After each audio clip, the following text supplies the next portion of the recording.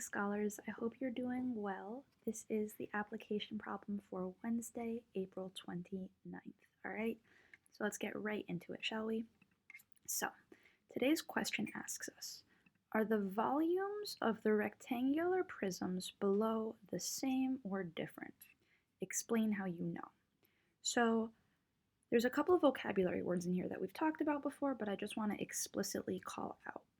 Volume is the total amount that can fit into something that is 3D, right? So if I take this for example, there's like the box on the outside, right? And then if I filled this, I want you to imagine that I filled it to the tippy top with something, and I didn't go over it all, and I didn't leave any space inside. The amount that can fit inside here is the volume, right? And then it says, so are the volume of the rectangular prisms. A rectangular prism is a 3D rectangle, right?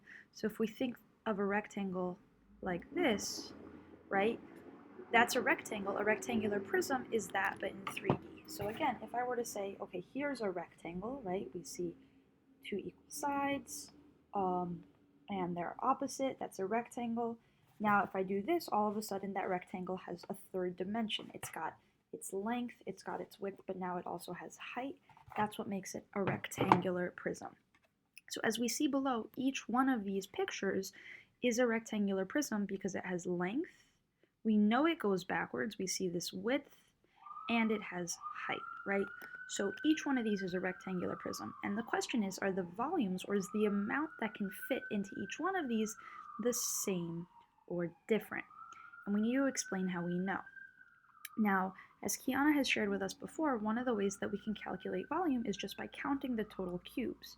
As Danya has shared, we can do that by multiplying length, width, and height, right? So we have a few different ways. But I actually want to focus on the fact that this question gave us two different colors in each one. If you'll notice, there's green cubes in each, and there's red cubes in each. Now, what might make this a little difficult at first is that in none of these do we see cubes that are in the same shape, right? Here we've got green next to red, here we have green under red, here we have green next to red, but it's like off to the side, here the red is in the middle. And so it might be hard to look at this and like, let's take this one for example. If we wanted to say, okay, well, let's use Danya's method of multiplying length, width, and height, right? Well, actually, better one, this will be a little easier to talk about. If we wanted to say, let's multiply length, width, and height, well, here the height, is 4. Here the height is only 2. Here the length is 2, and here the length is 3. So the question is, when we're like faced with something like this, how do we calculate that? How do we find out length times width times height? How do we do that? But I want to go back to the fact that it gave us a hint, and the way it gave us a hint, the problem it gave us a hint, is it showed these in two different colors.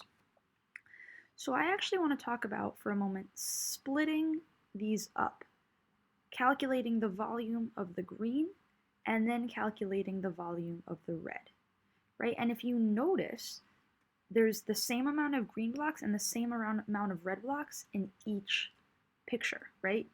So if we look at this one, and we were to look at it as a whole unit, we could say that it had a width of 2, right? A height of 2, 2 times 2, and a length of 5. Length times width times height. 5 times 2 would be 10, times another 2 would be 20, so the volume would be 20. So we know the volume of this one would be 20. But what would happen if instead of calculating the whole thing, we did what I said before, which is split it, first calculate the volume of green, and then calculate the volume of red. So let's look at the green first. Green, in this case, has a length of 3, right? So I'm going to say green, right?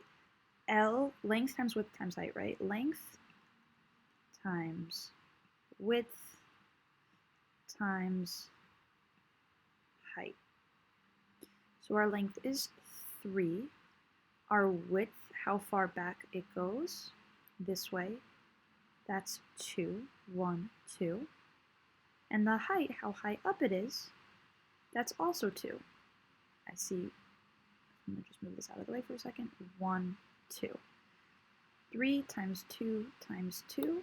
3 times 2 is 6, times another 2 is 12. So in this case, my volume is, of the green, right, is 12. Now let's move on to looking at the volume of the red. And remember, right now we're doing this one. I just want to point that out. Now I have red, again, length times width times height. Let's look at the length is 2. The width is 2. 2 times 2. And the height is also 2 times 2. 2 times 2 is 4, times another 2 is 8. So 2 times 2 times 2 is going to be, I'm just going to do this, is going to be 8, right? So what did we remember? If we remember back to what we said about a minute ago, we said the volume of the whole thing, of this whole thing, is 20. But what we then did is we broke it apart into the two separate sections, or the green section and the red section, if you will, right? And we calculated their volumes separately. And we then find out that if you look, we can then add those two together, because this whole thing is just made up of a green section and a red section. And if I did 12, the volume of the green section, plus 8, the volume of the red section, 12 plus 8 is 20. I get that same volume. Now, for pictures that look like this first one and this second one, so if I'm looking at this one, or if I'm looking at this one, I could actually calculate the volume just because, without separating anything at all, because the width is the same throughout, right? The width is 2 at the top, it's 2 at the bottom. The length is the same throughout, it's 2 at the top and 2 at the bottom. And the height is the same throughout, it's 5. But if we're talking about one like this here, as we said before, this is when it becomes really helpful to be able to separate these. The reason that I showed you it up here is so that we could kind of prove it, to show that adding volume of two separate pieces of something together will give us the volume of the whole. So here, we said before, the height here is 4 and the height here is only 2. So I wouldn't know what height to use. But if I separate it into the red and into the green, then the heights, the widths, and the lengths stay consistent. So let's calculate the volume of first the red block this time. So we see a length of 2, a width, how far back it goes, of 1, 2, and a height of 2. 2 times 2 times 2 is going to be 8. And then if I look at the green, the length, again, is now consistent throughout the whole green. Length is 3 here. The width, how far back the green goes, is 2. And the height, how tall it is, also 2. 3 times 2 is 6, times another 2 is 12. So that will be 12. Now, because I calculated the volume of each of these separately, to get the total volume, I now need to add them together. And I can do 8 plus 12, and I will get 20. So the volume of this one is 20. We also said that the volume of this one would be 20. So if you notice, this one and this one are just each other on their sides.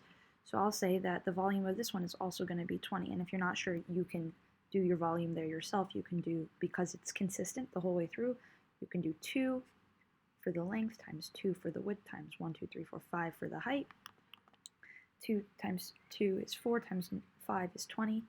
But if you notice, in each and every one of these, it doesn't matter where the green is positioned, it doesn't matter where the red is positioned, the red consistently has a length of 2, a width of 2, and a height of 2. We see that here also. Length is 2, width is 2, height is 2. Length is 2, width is 2, height is 2. So if my length, width, and height always stay the same for the red, then the volume of the red is always going to be 8. And you'll see the same thing for the green. The length is always 3, the width is always 2, and the height is always 2. Length is 3, width is 2, height is 2, length is 3, width is 2, height is 2. So again, my volume for the green will always be 12. So it doesn't matter where they are positioned, right? It doesn't matter if they're right next to each other, if one's to the side, if one's on top of the other. The red's volume is always staying the same. It's always 8. The green's volume is always staying the same. It's always 12. And addition is always staying the same. So if the red is always 8 and the green's volume, remember this is, I'm going to say V of, I'm going to do this in a different color. But let's say blue is like the total thing, right? Blue is the whole box. And I can say that blue, or the whole entire thing, is when I take the volume of red, which is the volume that fits in the red, volume of red, put that in parentheses to show I do it first, plus, what did I have to add? I had to add the volume of the green. And it doesn't actually matter if I do volume of red or volume of green first. The only thing that's important is that I do calculate the individual volumes first. So volume of red plus volume of green. Since we've noticed that the red's volume is always 8 and the green's volume is always 12, we can say that the volume of the whole thing is always going to be 20. And so when the question is, are these volumes always the same? The answer is yes. How did I know? Because the red's volume is always the same, the green's volume is always the same, and I can just add them together. All right, scholars, I know that was a new concept. I know it's a little difficult, so please come to office hours if you have any questions. We'll actually be going over things similar to this in class as well, but please, please, please shout me out if you have questions. All right, bye, scholars.